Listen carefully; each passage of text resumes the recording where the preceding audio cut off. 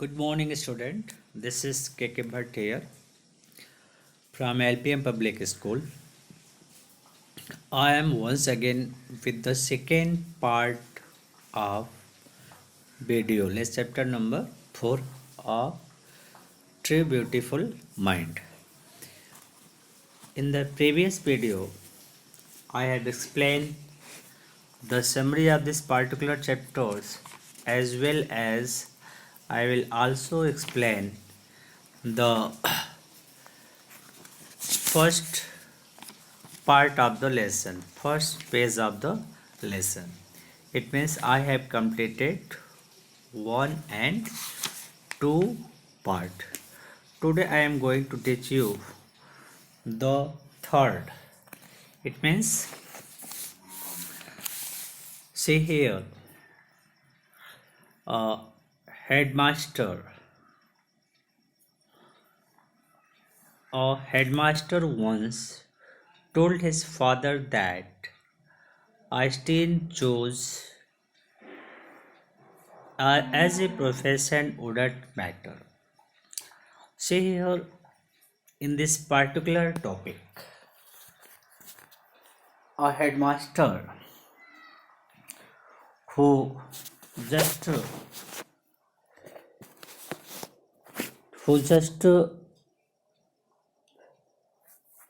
told about him to his father that what type of profession has been chosen by Einstein, there is no matter. यानी saying of sense कहने का मतलब यह है कि एक जो हेडमास्टर था उसने उसके पिताजी को बताया कि आइंस्टीन कोई भी व्यवसाय चुने, आइंस्टीन व्यवसाय के लिए कोई भी व्यवसाय चुने, इस वुडंट मैटर, इससे कोई फर्क नहीं पड़ता. अर्थात he want to say that he could not success in any type of work. That is the remark of a headmaster who told his father. In the further line, say here, because he will never make a success at anything. अब यहाँ देख सकते हो he will never success at anything, अर्थात आप कह सकते हो कि वह कभी भी सफल नहीं हो सकता. मतलब he can't success in any profession either he choosed, यानी जो भी प्रोफेशन वो जिस भी प्रोफेशन का वो चुनाव करेंगे किसी भी प्रोफेशन में वो सफल नहीं होंगे. Now see here, Einstein began learning to play the violin. तो जैसा कि उसके हेडमास्टर ने उसके फादर से बताया कि कोई भी प्रोफेशन का चुनाव करें ये सफल नहीं होंगे. तो उसके बाद जो Einstein began learning to play a violin at the age of 6. तो एक 6 वर्ष है, मतलब आइंस्टीन ने 6 ईयर्स की आयु में ही वायलिन बजाना सीखना आरंभ कर दिया था. बिगेन लर्निंग मतलब उसने सीखना आरंभ कर दिया था. Because his mother wanted him to, इसलिए वो सीखना शुरू कर, क्योंकि उसकी जो माँ थी वो चाहती थी कि वो वायलिन बजाना सीखे.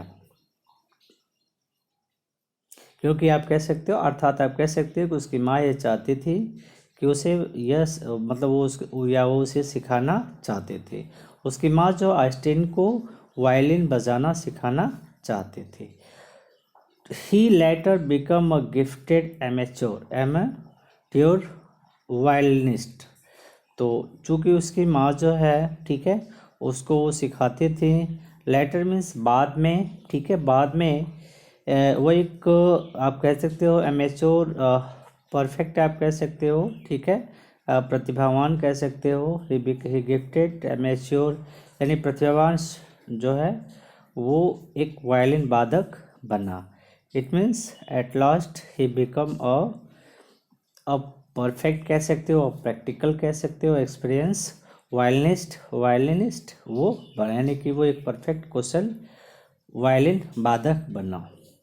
Maintaining his skill through his life, और इस कौशल को उसने अपने सारे जीवन में संजोए रखा. यानी जो उसने बचपन में सीखा वायलिन बजाना, उस वायलिन को वो शुरू लास्ट तक मेंटेन रखा, उसको वो डिस्ट्रॉय नहीं होने दिया। But after Einstein but Albert Einstein was not a bad people means students आप कह सकते हो। कि आगे फर्दर वो कह रहा है कि जो आइंस्टीन थे वह एक कोई बुरे विद्यार्थी नहीं थे। He is also very intelligent. He went to high school in Munich मतलब वो हाई स्कूल की पढ़ाई करने के लिए वो म्यूनिक गया।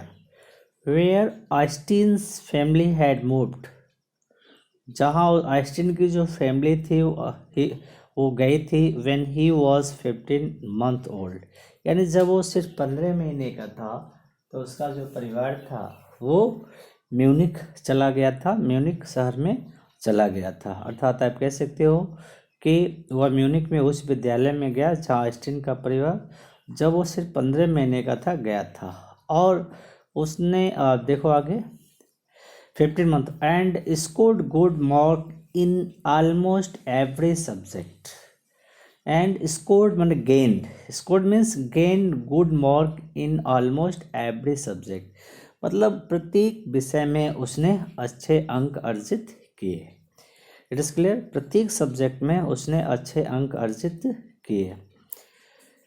Einstein hated the schools regimentation, school regimentation अर्थात जो विद्यालयों की सख्त नियम होते हैं अकॉर्डिंग टू डिसिप्लिन, उस सख्त नियम को जो थे उसे वो घृणा करता था।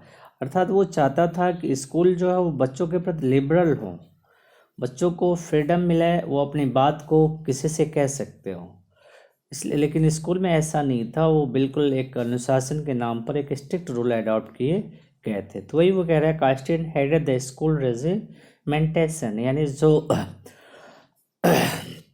जो आइंस्टीन है विद्यालय के सख्त अनुशासन, आप कह सकते हो सख्त जो अनुशासन था उससे वो घृणा करता था, उससे वो हेट करता था। And often clashed with the teacher, that is why often become a quarreling with the teacher, that is why often become a quarreling with the teacher, यही कारण था कि हमेशा किसी न किसी अध्यापक से उसका विवाद हुआ करता था। At the age of 15 I still felt so strict, आप कह सकते हो कि एट द एज ऑफ 15 जब वो 15 वर्ष की अवस्था में था तो आइंस्टीन फेल्ट सो स्ट्रिक्ट, वो बहुत ही ज़्यादा घुटन महसूस करना। स्ट्रिक्ट मतलब कह सकते हो कि not suffocated he felt suffocated there, मतलब म्यूनिक में जो हाई स्कूल का विद्यालय था वहाँ वो विद्यालय उसे अब सफोकेटेड लगने लगा, एक घुटन सी लगने लगी उसे। he can't want to stay there and that he left the school for good, और कुछ अच्छाई के लिए, कुछ अच्छे चीज़ के लिए उसने उस स्कूल को हमेशा के लिए छोड़ दिया।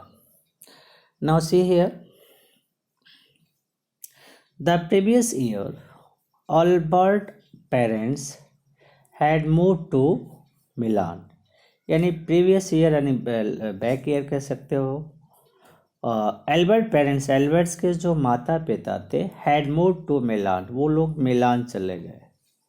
It means the previous years Albert's parents had move to Milan, यानी पिछले वर्ष आइंस्टीन के माता पिता मिलान चले गए। And left their sons with relative, और उन्होंने अपने लड़के को कहाँ छोड़ दिया, रिलेटिव के यहाँ चल दिया। There prolong discussion, after a long discussion Einstein got his wish to continue his education to German speaking Switzerland.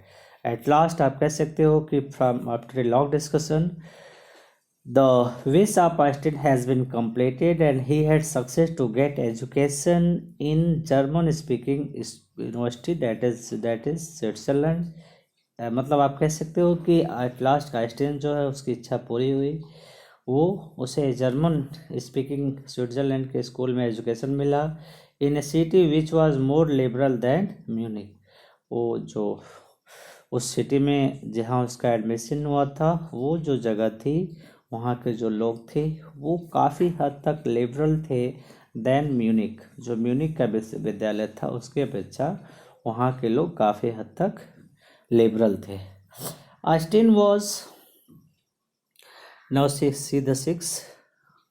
Einstein was highly gifted in mathematic. यानी आप कह सकते हो कि आइंस्टीन गणित में बहुत ही कुशल थे, बहुत ही उनको मैथ उनको गिफ्ट के रूप में मिला हुआ था. अर्थात वो अत्यंत कुशल थे, उनको मैथ बहुत ही डीपली आते थे. And interested in physics also, और वो फिजिक्स में भी रुचि लेते थे. ठीक है. And interested in physics also. And after finishing school, यानी स्कूल की शिक्षा समाप्त करने के बाद, means he had completed his schooling education, he decided to study, मतलब उन्होंने निर्णय लिया, मतलब he decided to study where at a university of Zurich. Zurich एक जगह है, उस यूनिवर्सिटी में उन्होंने आगे की पढ़ाई करने का निर्णय लिया. मतलब he decided to study at university in Zurich, यानी ज्यूरिक में जो विश्वविद्यालय था उस विश्वविद्यालय में उन्होंने आगे की पढ़ाई करने का उन्होंने निर्णय लिया. But scientist wasn't the only thing, but science wasn't the only thing. आप कह सकते हो कि जो विज्ञान है, परंतु केवल विज्ञान ही ऐसा विषय नहीं था. यानी science wasn't the only thing, मतलब केवल विज्ञान ही ऐसा विषय नहीं था. That appeal to dashing young man. Dashing मतलब आप कह सकते हो एनर्जेटिक यंग मैन. ये जो एनर्जेटिक यंग मैन था, इस एनर्जेटिक यंग मैन के लिए सिर्फ साइंस ही महत्वपूर्ण विषय नहीं था, इसके अलावा और भी विषय को वो बहुत पसंद करता था. Appeal to dashing young man with the walrus moustaches, that is the description of the Einstein. आप देख सकते हो पिक्चर में जो आइंस्टीन है वो मूंछ रखा हुआ, मोस्टिस में मूंछ रखा हुआ, और उसकी मूंछ जो कैसी walrus are like a horse of sea, यानी समुद्री घोड़े जिसको आप बोलते हो, तो उसकी जो मूंछ है वो बिल्कुल समुद्री घोड़े की तरह से थी. मतलब his moustache is just like as a sea horse.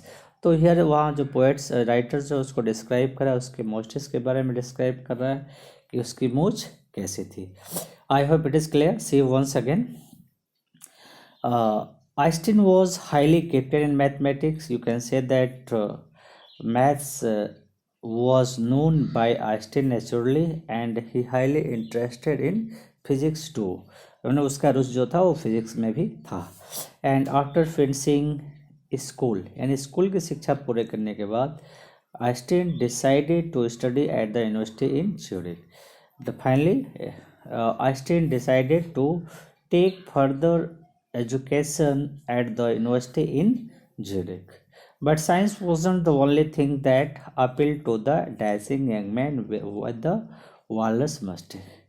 यानी आप कह सकते हो कि जो एनर्जेटिक यंग मैन यानी आइंस्टीन है, जिसकी मूछें जो है बिल्कुल वॉलरस की तरह से, सी हार्स की तरह से हैं, ये इस व्यक्ति को, ठीक है, सिर्फ साइंस ही, केवल साइंस ही विषय पसंद नहीं था, उसके अलावा और भी बहुत सारे विषय थे जो उसको पसंद थे. तो just I have completed 3, 4, 5 and 6. These 3, 4 numbers I have completed today. I hope everyone take benefit from this video.